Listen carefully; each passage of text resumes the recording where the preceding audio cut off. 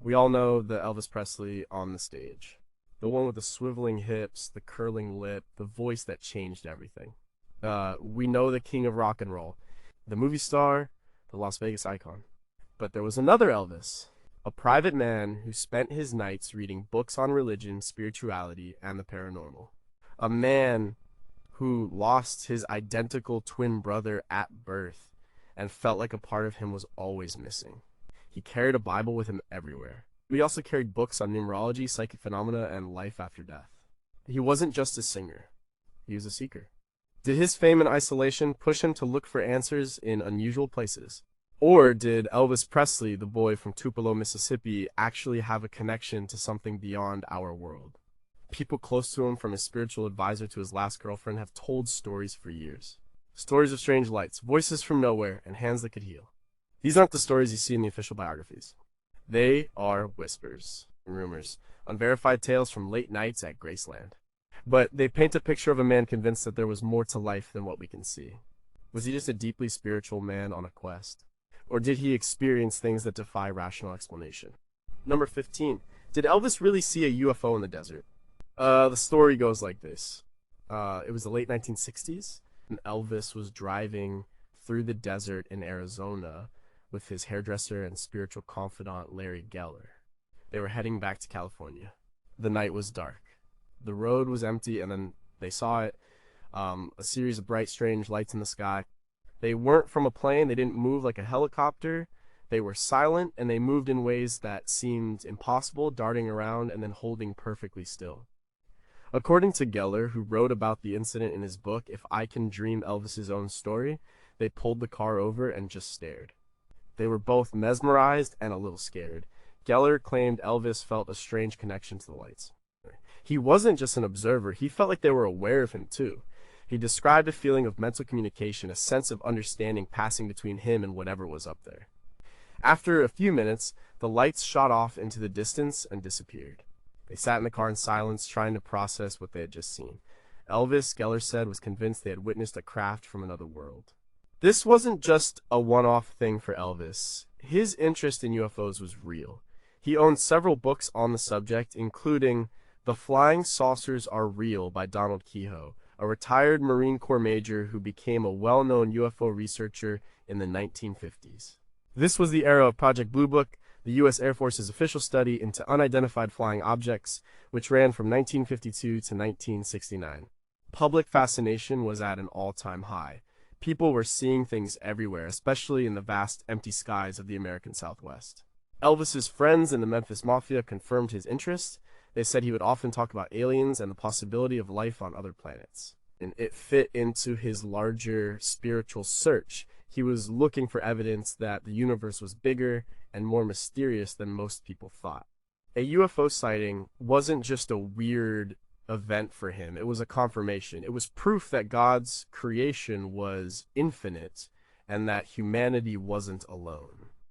He apparently told Geller that the sighting made him feel a sense of peace, a feeling that there was a grand plan he was a part of. Of course, we have to be skeptical. The only direct account of this specific event comes from Larry Geller. Eyewitness testimony is notoriously unreliable, especially for something as strange as a UFO. The desert is a place known for optical illusions. Atmospheric conditions can make stars and planets seem to move erratically. It could have been an experimental military aircraft from a nearby base, like Area 51 in Nevada, which was highly active and secret during the Cold War. Or it could have just been a story that grew more dramatic with each telling over the years. Elvis was under immense pressure and was taking various prescription medications, which could have affected his perception. But the story persists, because it feels right. It fits the image of Elvis the Seeker, the man who was looking up at the stars for answers, both literally and figuratively. He felt like an alien on his own planet, separated from everyone by his incredible fame. Maybe seeing something he believed was also from somewhere else made him feel a little less alone. Final notes. What if the communication Elvis felt was real? If an advanced intelligence did visit our planet, would they seek out ordinary people, or would they be drawn to a unique consciousness like his? Could the energy and focus of millions of fans have made Elvis a kind of psychic beacon, visible to beings we can't comprehend? And if they did make contact, what message did they give him that he took to his grave. Number 14, was he haunted by the voice of his dead twin? On January 8th, 1935, in a small two-room house in Tupelo, Mississippi, Gladys Presley gave birth to twin boys. The first, Jesse Garon Presley, was stillborn. About 35 minutes later, Elvis Aaron Presley was born, healthy, and crying. This single event shaped Elvis's entire life. He grew up as an only child, but he always felt the presence of the brother he never knew. He was raised to believe that when one twin dies, the other gets the strength of both. Throughout his life, Elvis talked about Jesse. He felt a profound spiritual connection to him. And friends and family said he would have conversations with his brother, especially when he was alone or troubled. This wasn't just a figure of speech. He believed he could actually hear Jesse, that his twin was a spirit guide watching over him. Priscilla Presley confirmed this in her book Elvis and Me. She wrote about how Elvis would talk to Jesse at his mother's grave at Graceland, seeking comfort and guidance. The experience was apparently more than just a feeling. Some accounts suggest Elvis heard a distinct voice. Not an internal monologue, but something that felt external. He believed Jesse was his closest companion, the one person who truly understood him because they had shared a womb. This psychic connection, as he saw it, was the source of his talent, his charisma, and his deep-seated loneliness. He felt he was living for two people. This phenomenon of a vanishing twin has been studied psychologically. And Dr. Peter Whitmer, a psychologist, wrote a book called The Inner Elvis, where he argues that the loss of Jesse was the central driving force of Elvis's life and career. He suggests that Elvis suffered from unresolved survivor's guilt. This guilt could manifest in many ways, including the need for a massive entourage, the Memphis Mafia, to fill the void, and a self-destructive streak that ultimately led to his early death. From a psychological perspective, the voice of Jesse could be a coping mechanism, a way for his mind to personify this missing part of himself. It was a way to process a trauma that happened before he could even form memories. But Elvis didn't see it that way. For him, it was a spiritual reality. He was part of a whole that had been broken. He visited psychics and mediums, reportedly asking them if they could contact Jesse for him. His spiritual advisor, Larry Geller, encouraged this belief, framing it within a larger metaphysical context of soulmates and spiritual connections that transcend death. This belief gave Elvis a sense of purpose. He wasn't just singing for himself. He was singing for both of them. It explains the almost spiritual fervor of his gospel performances. He was singing to God, but maybe he was also singing to his brother. This connection also had a darker side. As his life spiraled out of control with prescription drug abuse, some friends felt he was trying to join his brother. The idea that death was not an end, but a reunion, may have made it easier for him to be reckless with his own life. He had felt half dead his whole life, so maybe the real thing didn't seem so scary. The final notes, if Elvis truly was communicating with the spirit, was it Jesse, or was it something else? Could a mind under the influence of grief, fame, and drugs create a completely convincing internal reality of a ghostly companion? What if the bond between identical twins is so strong that it can actually breach the barrier between life and death? And if Jesse was his guide, was he trying to lead Elvis to peace, or was he pulling him toward the same fate he suffered at birth? Number 13, did Elvis possess the power to heal? One of the most startling claims about Elvis Presley is that he had the ability to heal people with his hands. This wasn't a party trick. According to those who witnessed it, it was something he took very seriously, something he believed was a gift from God. The stories are numerous and come from credible people within his inner circle. Larry Geller was a primary witness to these events. In his book, he recounts several instances where Elvis would lay his hands on someone who was sick or in pain, and they would experience immediate relief. One story involves a woman at a recording studio who had a severe migraine.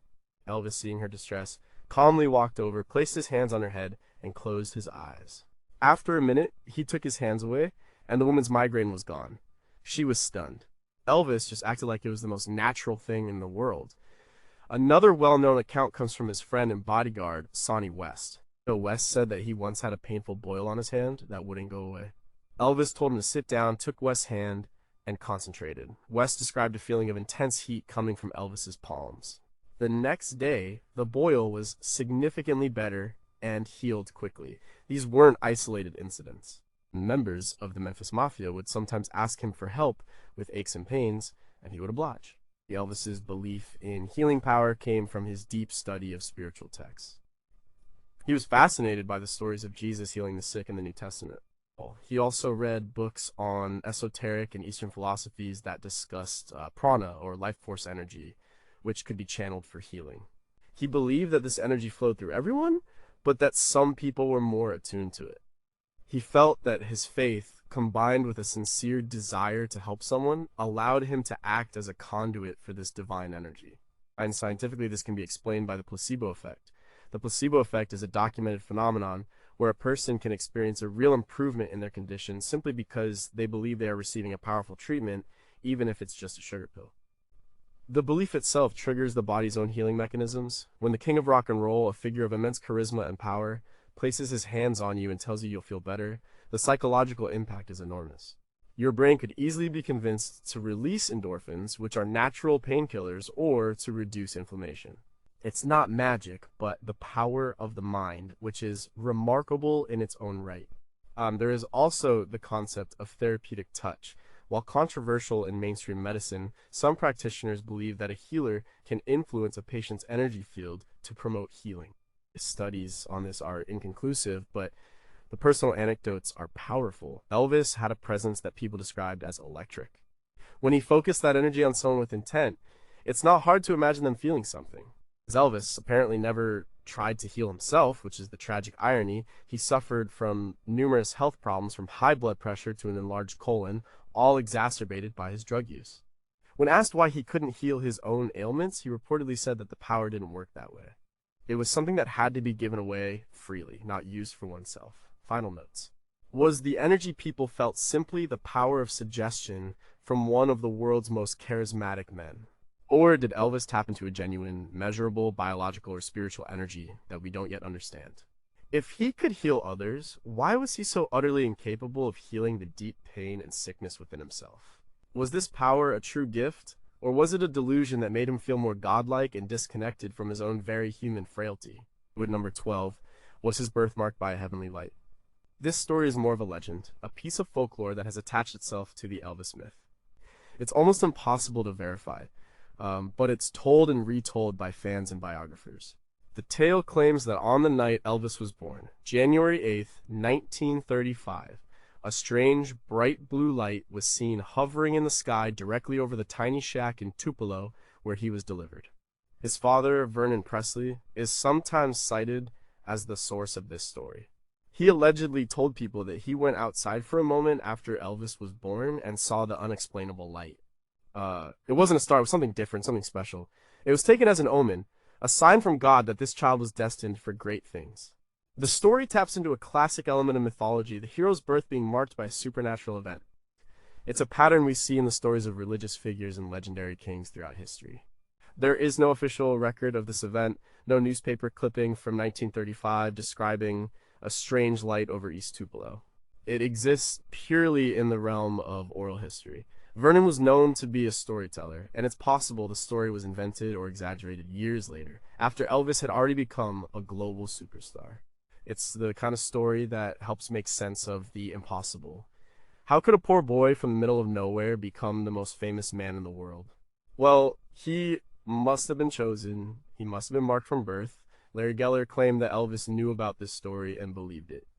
It reinforced his own sense of destiny and his belief that his life was guided by a higher power. It fit perfectly with his other spiritual beliefs, like his connection to his twin brother and his later UFO sightings. For Elvis, the blue light wasn't just a story, it was the beginning of his spiritual journey. It was the first sign that his life was not going to be ordinary. Skeptics would point out the obvious lack of evidence. It's a story that serves a purpose to elevate a mortal man to the status of a myth.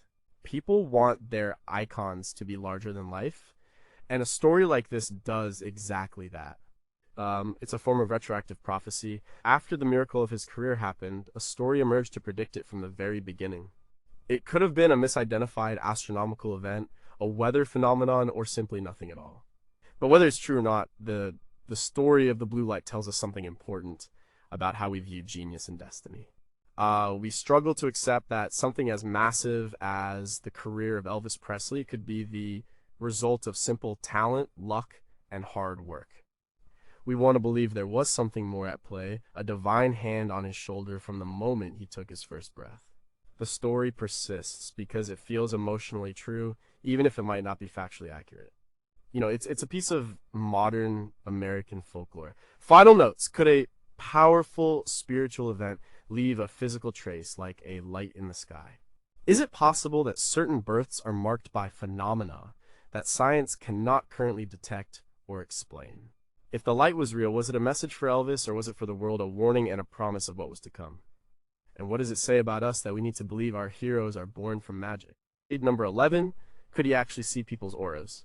Elvis didn't just believe in a spiritual world, he claimed he could see it. One of the most consistent stories from his later years is that he could see auras, the colored energy fields that some mystics believe surround every living thing. He said he could tell a person's mood, their health, and even their spiritual state just by looking at the colors around them. This wasn't something he was born with. It reportedly developed after he began his intense spiritual studies in the mid-1960s, guided by Larry Geller. He was reading books like The Impersonal Life and Paramahansa Yogananda's Autobiography of a Yogi. These texts introduced him to concepts of chakras, prana, and the human energy field. He started to meditate regularly, trying to quiet his mind and open himself up to a different kind of perception. According to Geller, Elvis first started seeing a faint light around people. Over time, that light became more distinct and started to show colors. He claimed he could see a bluish-white light around people who were spiritually pure or in good health. He saw muddy or dark colors like brown and gray around people who were negative, angry, or sick. He used this alleged ability in his daily life. He would sometimes tell friends they needed to rest or that they were holding on to some secret anger, all based on the aura he was seeing. His girlfriend at the time, Linda Thompson, also spoke about this. She said he would often comment on her aura or the auras of people they met. He took it completely seriously. For him, it was like having an extra sense. It was a way to see beyond the surface of a person and perceive their true essence. It also played into his sense of protectiveness. He believed he could spot bad energy and keep negative influences away from him and his loved ones. The scientific explanation for seeing auras is often linked to a neurological phenomenon called synesthesia, where the stimulation of one sense triggers an experience in another. For example, a person with synesthesia might see a color when they hear a specific musical note. It's possible Elvis had a form of synesthesia that linked his perception of people with an internal experience of color. Another explanation is simply psychological projection. He was highly intuitive and good at reading people's body language and tone of voice. His brain may have translated these subtle, subconscious cues into the visual metaphor of a colored aura. Of course, Elvis and his circle believed it was a genuine psychic ability, a siddhi, or spiritual power that he had unlocked through meditation and study. He saw it as a sign of his spiritual progress. It was proof that the unseen world he was reading about was real and that he was beginning to perceive it directly. He apparently even tried to teach others how to do it, guiding them through meditations to open their third eye. This belief had a significant impact on his relationships. He would sometimes distance himself from people if he didn't like the look of their aura. He became more reliant on his own spiritual judgment, which could sometimes isolate him further from outside perspectives, including those who were concerned about his health and drug use. The final notes: if auras are real, are they a form of bioelectromagnetic field that some people are sensitive enough to perceive? Could intense spiritual practice actually alter human neurology to allow for new forms of sensory input? But what if the colors Elvis saw were not just a reflection of a person's mood, but a window into their past lives or future destiny? And what color was Elvis's own aura in his final tormented days? Number 10, did he have a premonition of his own death? Elvis Presley often talked about death. Not in a casual way, but with a sense of familiarity, almost as if he knew his time on Earth was going to be short. Many of his friends and family reported that he frequently made comments about dying young.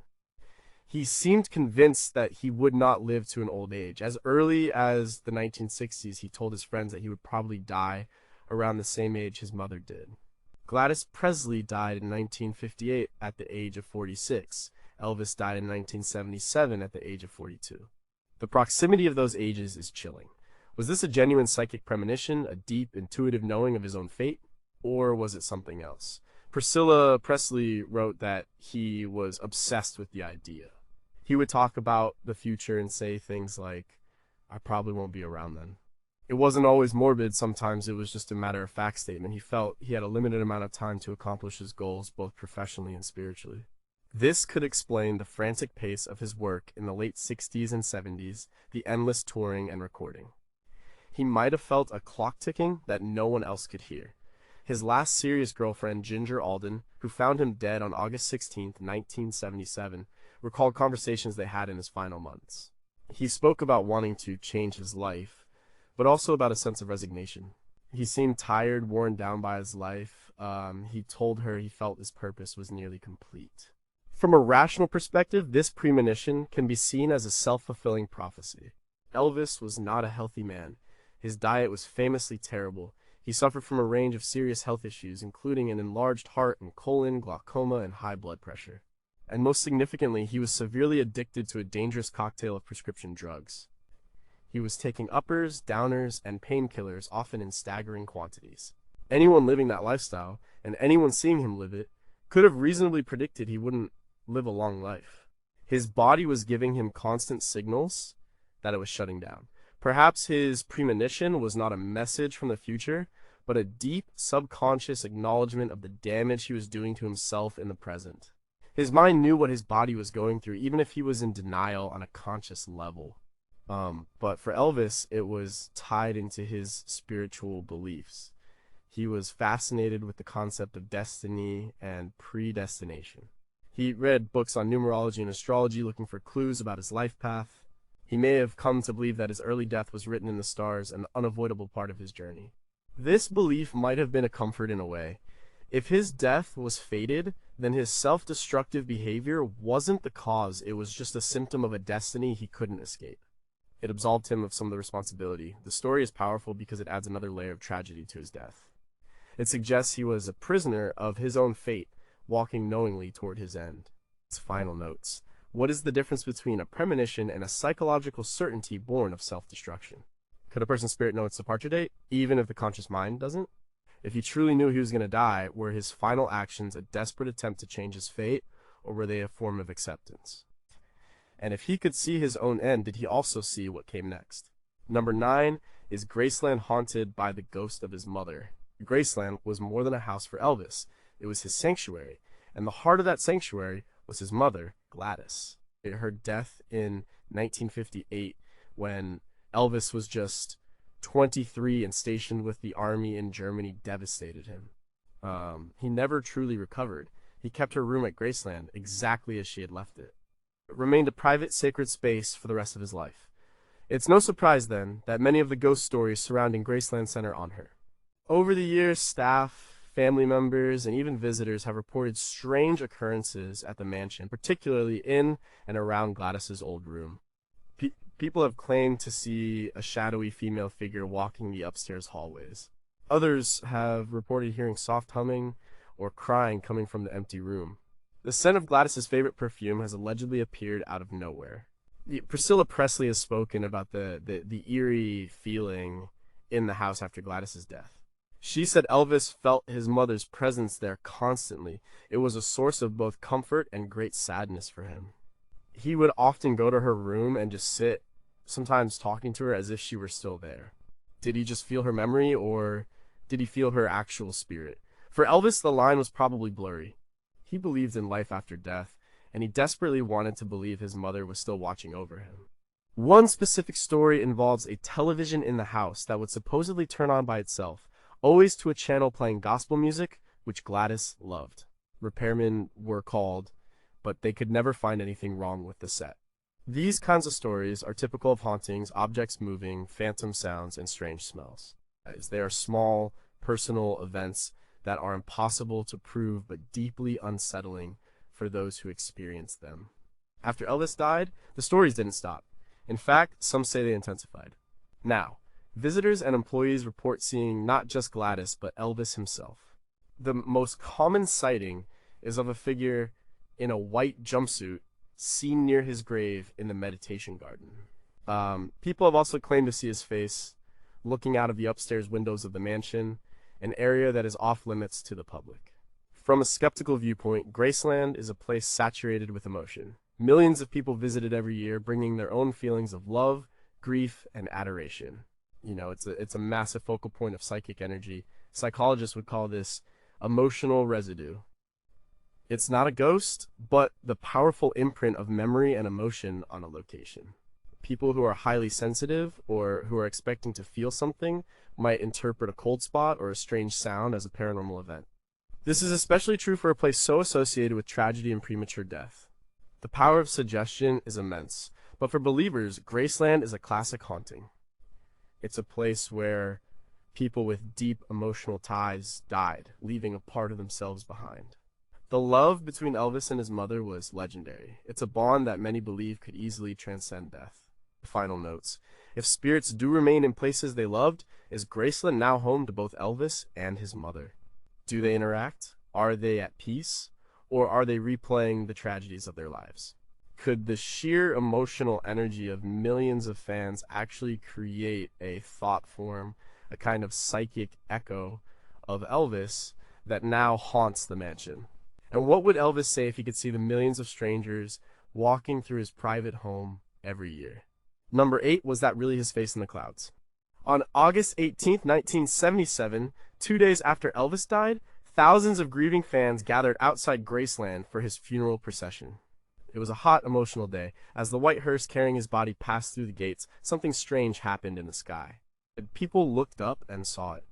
A cloud formation that looked, to many, exactly like the profile of Elvis's face, complete with his famous pompadour hairstyle. A photographer, Bill Leaptrot, was there covering the event for a local newspaper. He snapped a picture of the cloud, the image was published, and quickly became famous. For heartbroken fans, it was a miracle, a sign from heaven. It was Elvis saying goodbye, letting them know he was okay and had moved on to a better place. The story of the Elvis cloud spread like wildfire and has become an enduring part of the Elvis legend. The scientific explanation for this is a psychological phenomenon called pareidolia. This is the tendency for the human brain to perceive a familiar pattern, like a face, in a random or ambiguous stimulus, like a cloud, a piece of toast, or the surface of Mars. Our brains are hardwired to recognize faces. It's an important survival skill. Sometimes that pattern recognition software goes into overdrive, and we see things that aren't really there. A cloud is just a collection of water vapor. Its shape is random and constantly changing. Given the emotional state of the crowd that day, with everyone thinking about Elvis, it's not surprising that they would project his image onto a random cloud formation. But that explanation, while rational, strips the event of its power. For the people who were there, it wasn't a trick of the mind. It was real. It was a shared experience that brought comfort to thousands of people in a moment of profound grief. It was a spiritual event, not a meteorological one. The fact that a photographer captured on film gave it a sense of validation.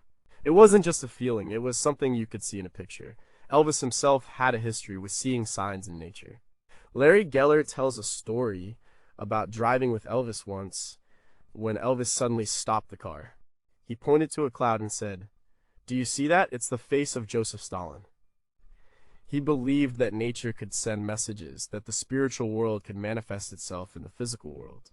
If he believed he could see Stalin's face in a cloud, it's easy to believe that his fans, steeped in his own brand of spirituality, would see his face after he died. The Elvis cloud is a perfect example of modern mythology. It has all the elements of a classic religious miracle, but it happened in the 20th century and was captured on film. It shows how, even in a scientific age, people still have a deep need for signs and wonders, especially when dealing with the death of a beloved icon. Final notes. If it was just pareidolia, why did so many different people see the exact same specific shape at the same time? Could a collective consciousness of thousands of grieving people actually influence the physical world, shaping a cloud with their shared thought and emotion? If it was a sign, who was it from? God. Or Elvis himself, sending a message from the other side as he had promised some he would? Number 7. Why did that spiritual book fly off the shelf? This is a smaller, more intimate story than a UFO sighting or a cloud formation, but it's just as strange. It allegedly happened one night at Graceland in the mid-1960s. Elvis was in his bedroom with some of the Memphis Mafia. He was in the middle of his spiritual awakening, reading constantly and talking about what he was learning. According to the story often attributed to Larry Geller, Elvis was passionately explaining a concept from a book called The Impersonal Life. This anonymous book, first published in 1914, teaches that the I in each person is actually God. It was a book that deeply influenced Elvis as he was talking about this idea of the God self within. The book itself, which was sitting on a shelf across the room, suddenly flew off the shelf and landed on the floor. The room went silent. Everyone stared at the book. There was no open window, no draft. The shelf was stable. There was no logical reason for it to have fallen, let alone to have flown off with such force. Elvis, instead of being scared, was supposedly thrilled. He saw it as a sign, a confirmation from the universe that what he was saying was true and important. It was a moment of what paranormal investigators would call psychokinesis or telekinesis, the ability of the mind to influence a physical object. Of course, there are plenty of rational explanations. An imperceptible vibration from someone walking or from outside could have been just enough to tip a precariously placed book over the edge. The story could have been embellished over time, with a simple fall becoming a dramatic flight. It's the kind of anecdote that is impossible to prove or disprove. It relies entirely on the memory and honesty of the people who were in the room. But within Elvis's belief system, the event made perfect sense. He was learning that thought is a form of energy and that focused intent can have an effect on the physical world. He was in a state of high emotional and spiritual energy, talking with great passion. In that moment, he might have believed his own energy, or the energy of the truth he was speaking, caused the book to move. It was a physical manifestation of a spiritual event.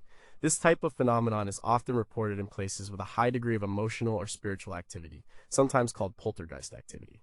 It's usually small things, objects moving, doors opening, lights flickering. Skeptics attribute these things to environmental factors or psychological stress. Believers see them as a sign of a spirit or an energy making its presence known. For Elvis and his circle, the flying book wasn't a haunting. It was an affirmation. The final notes. Could a person's intense emotional or intellectual energy actually exert a physical force on their environment? Was this a one-time fluke, or did things like this happen around Elvis more often than has been reported? If the spirit world wanted to send a sign, why use such a small, ambiguous gesture as knocking a book off a shelf? Or is that exactly how it communicates, through the subtle manipulation of probability, making the unlikely happen at the perfect moment? Number 6 was his entire life governed by numerology. Elvis Presley was fascinated by patterns and hidden meanings. It's no surprise that he was drawn to numerology, the mystical belief that numbers have a spiritual significance and can reveal a person's character and destiny.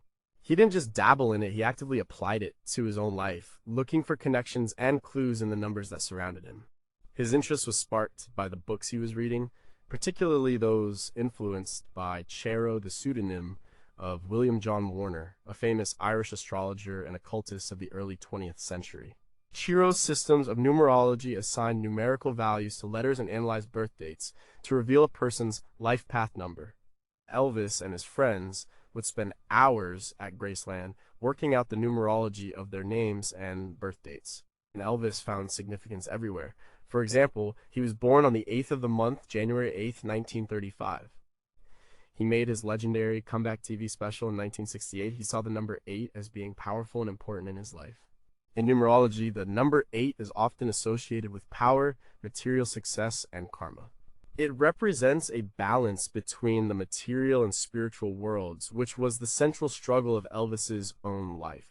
He also saw patterns in his name. Elvis Presley adds up to a specific number. Elvis Aaron Presley adds up to another. He would analyze these numbers, trying to understand his purpose. This wasn't just a game. He took it seriously. He believed that the numbers were a code, a language used by God to write the story of each person's life. If he could crack the code, he could understand his own destiny.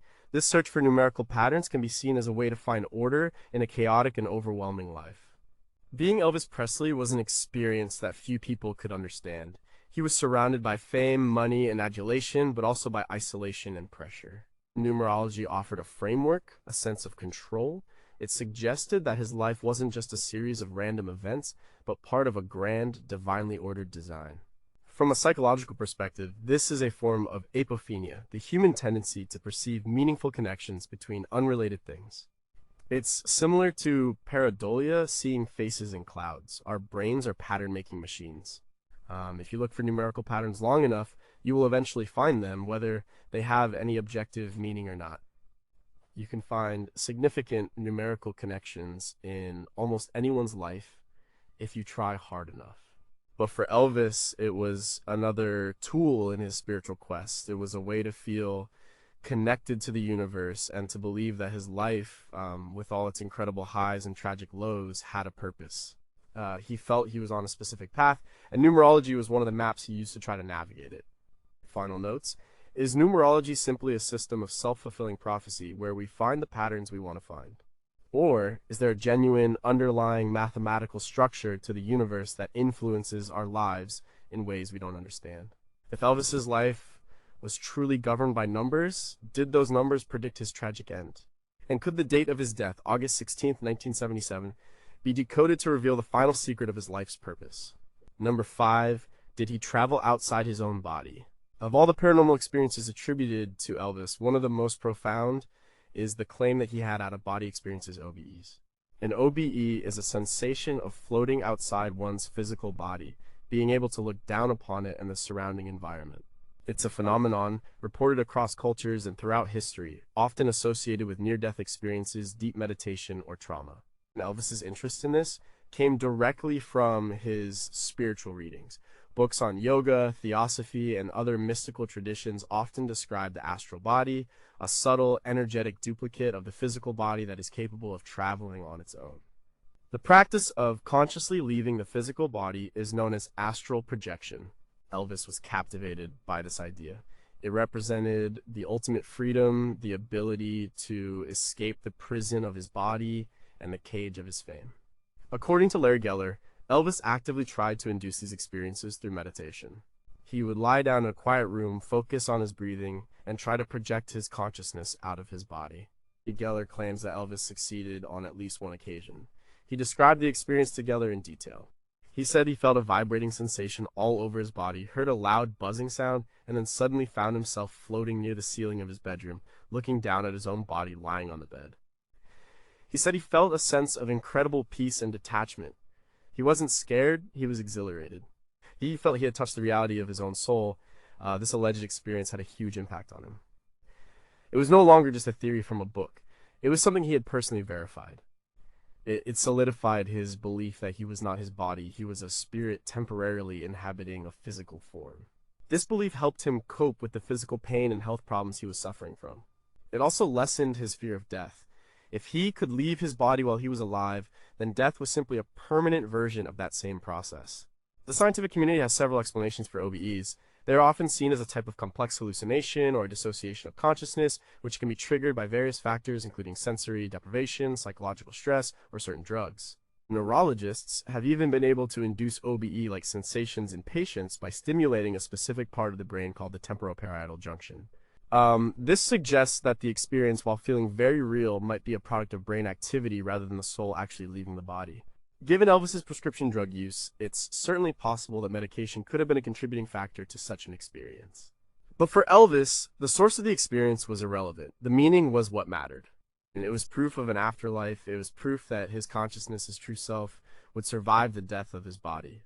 Final notes. Is an out-of-body experience a true separation of mind and body, or is it the brain's most sophisticated trick? If Elvis really did travel outside his body, where did he go? Did he just stay in his room? Or could he travel anywhere in the world, or even to other dimensions? And could this ability explain his uncanny connection to his fans, allowing him to somehow visit them in their dreams? Number 4, did he dream of the King and Kennedy assassinations? Elvis Presley was deeply affected by the political and social turmoil of the 1960s. He was a patriot who respected authority, but he was also a deeply empathetic person who felt the pain of his country. The assassinations of President John F. Kennedy in 1963, Martin Luther King Jr. in April 1968, and Robert F. Kennedy in June 1968 shook him to his core. But some stories suggest his connection to these events was more than just emotional. Some claim he had prophetic dreams about them. This is one of the more difficult claims to verify. The stories are often third-hand and lack specific details. The general narrative is that Elvis would have disturbing, vivid dreams that he couldn't shake. Later, after a tragic national event occurred, he would tell someone in his inner circle that he had dreamed of it beforehand. For example, before Martin Luther King Jr. was assassinated in Memphis, Elvis's hometown, he supposedly had a nightmare about violence and death in the city. If this is true, it falls into the category of precognition or the ability to see the future. Precognitive dreams are a commonly reported psychic phenomenon. People all over the world claim to have dreamed of events like the sinking of the Titanic or the 9/11 attacks before they happened. The challenge is always one of evidence. Most people don't write down their dreams in detail. It's only after the event that they remember the dream and connect it to. Psychologists suggest this is a form of memory bias or retroactive clairvoyance. We have many dreams every night, most of which are bizarre and nonsensical. We forget them almost immediately, but if a major event happens that vaguely matches a fragment of a dream we had, our brain can create a false memory, making the dream seem much more specific and prophetic than it actually was. The 1960s were a violent and turbulent time. It wouldn't be unusual for a sensitive person like Elvis to have anxious dreams about violence, death, and political figures. When a real assassination occurred, it would be easy to link it to one of these vague, anxious dreams. However, for Elvis and his spiritual advisors, these dreams were seen as evidence of his psychic sensitivity. He was seen as an antenna for the collective consciousness, picking up on the vibrations of major future events. He felt things deeply, and his dream state may have been a canvas where the anxieties and future traumas of the nation were played out. He was not just an entertainer, he was a kind of oracle, whether he wanted to be or not. These dreams, if they happened as described, would have added to his sense of burden. It's one thing to watch a tragedy on the news, it's another to feel like you had a ghostly preview of it, leaving you feeling helpless and disturbed. This could have contributed to his growing paranoia and reclusiveness in his later years. Final notes. How many people dream of disasters that never happen? Do we only remember the hits and forget the thousands of misses? If Elvis did have these visions, was he just a passive observer, or was there something he was supposed to do with the information? Could a person with true precognitive ability actually change the future? Or are they doomed to simply watch it unfold? And did he have any dreams about his own future that were too terrible to share with anyone? Number 3, did he and Priscilla share a telepathic link? The relationship between Elvis and Priscilla Presley was incredibly intense and complex. They met when she was just 14 years old. They had a deep, powerful bond that lasted even after their divorce.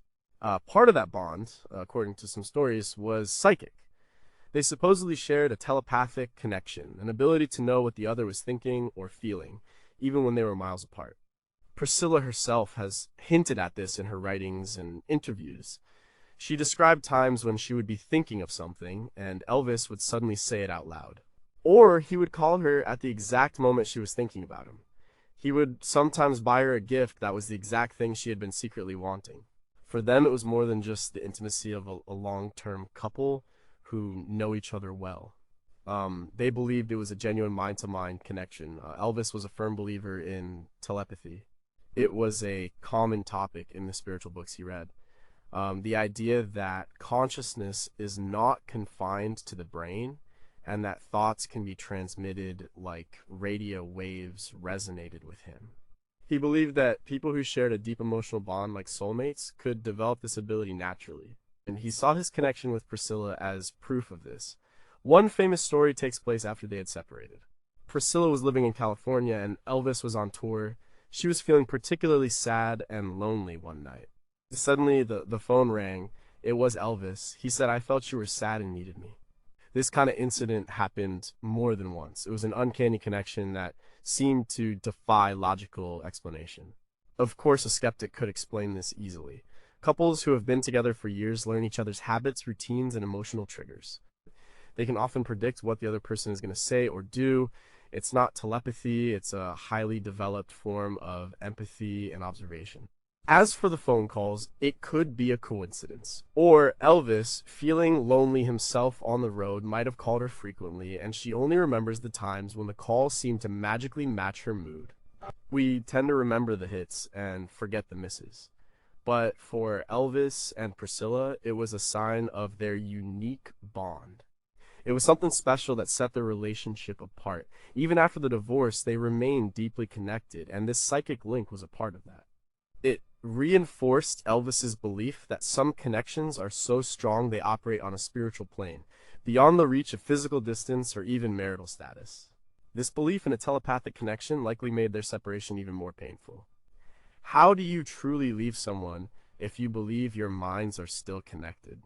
It could have contributed to the difficulty both of them had in moving on completely. The final notes: is telepathy a real latent ability in the human species that emerges only in relationships of extreme emotional intensity? Could the bond between Elvis and Priscilla have been so strong that it created a shared psychic field? Like, if he could read her mind, could she also read his? And did she see the darkness and pain he tried so hard to hide? And does that connection still exist, even now, across the veil of death? Number 2, did he really try to talk to plants? Elvis's spiritual quest took him down some unusual paths. While some of his interests, like UFOs or ghosts, are common in paranormal circles, others were more eccentric. One of the strangest stories from his later years is that he started talking to the plants at Graceland, believing he could communicate with them and help them grow. This practice was inspired by a popular and controversial book from 1973 called The Secret Life of Plants by Peter Tompkins and Christopher Bird. The book compiled a series of experiments and anecdotes suggesting that plants are sentient, that they can feel emotions, respond to music, and even read human minds. One of the most famous experiments cited in the book involved a polygraph expert named Cleve Baxter, who claims to have measured a fear response in a plant when he merely thought about burning one of its leaves. Elvis was fascinated by this book. It fit perfectly into his evolving worldview that everything in the universe was alive, conscious, and connected.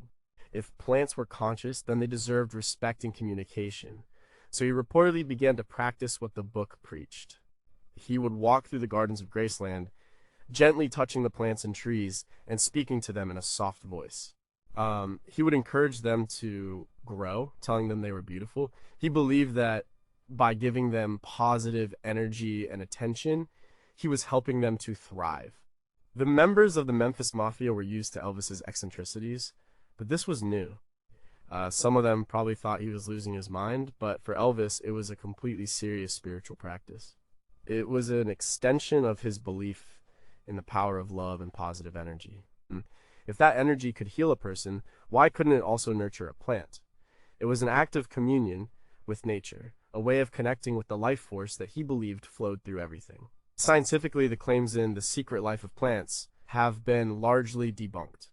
The experiments were not conducted under rigorous, controlled conditions and could not be replicated by other scientists.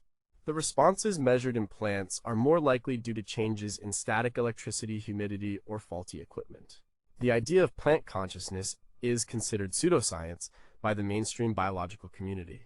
But the story isn't really about botany, it's about Elvis. It shows the depth of his search for meaning and connection. In a world where he felt increasingly isolated and misunderstood by people, he turned to nature for a simpler, purer form of communication. Talking to his plants was a quiet, meditative act. It was a way for him to give love without the complications of human relationships. It reveals a gentle, almost childlike side of him that was often hidden behind the superstar persona. Final notes. Is it possible that plants have a form of consciousness so different from our own that our scientific instruments simply can't detect it? Could a person with extreme sensitivity like Elvis be able to perceive it? What if the positive energy he directed at the plants really did have a measurable effect on their health and growth? And if he could communicate with plants, what were they telling him in return?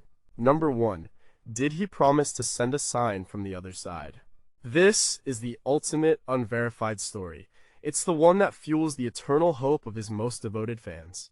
The story is that in his final years, Elvis made a promise to several people close to him, including his spiritual advisor Larry Geller and his last girlfriend Ginger Alden.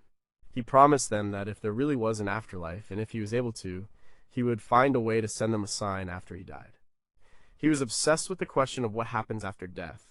It was the central focus of his spiritual search. He had read countless books on the subject, from the Tibetan Book of the Dead to modern accounts of near-death experiences. He believed in reincarnation, in a spirit world, in the survival of consciousness.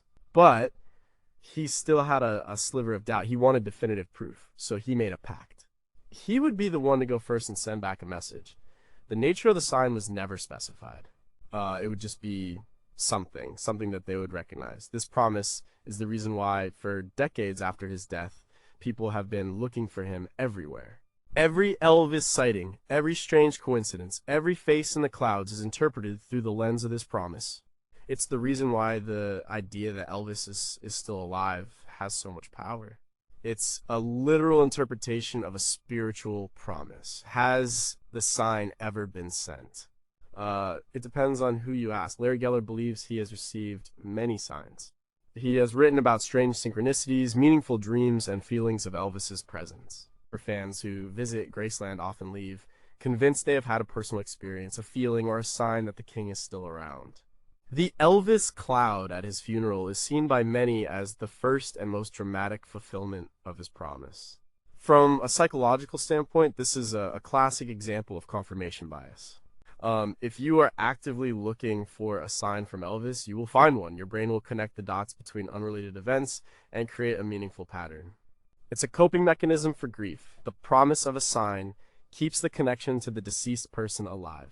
It transforms death from an ending into a new chapter of a mysterious, ongoing relationship.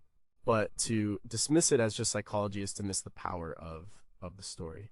The promise itself is a testament to Elvis's enduring faith and his deep love for the people he left behind. He wasn't content to just disappear. He wanted to break down the very wall between life and death to offer comfort to his loved ones. It was his final grandest gesture. The question of whether he succeeded remains the greatest mystery of the Elvis Presley legend. He spent the last half of his life searching for proof of the afterlife. In the end, he became the object of that same search for millions of others. Final notes. If Elvis could send a sign, what form would it take? Would it be a personal message for a select few, or a grand, public miracle for all to see? Is it possible that he has been sending signs all along, but we have been unable to recognize them? Or perhaps the sign is not an event, but his enduring legacy itself, the music that refuses to die, a form of immortality he achieved right here on Earth. And what if he made it to the other side, only to discover there was no way to send a message back, leaving him as silent as his twin brother was at birth?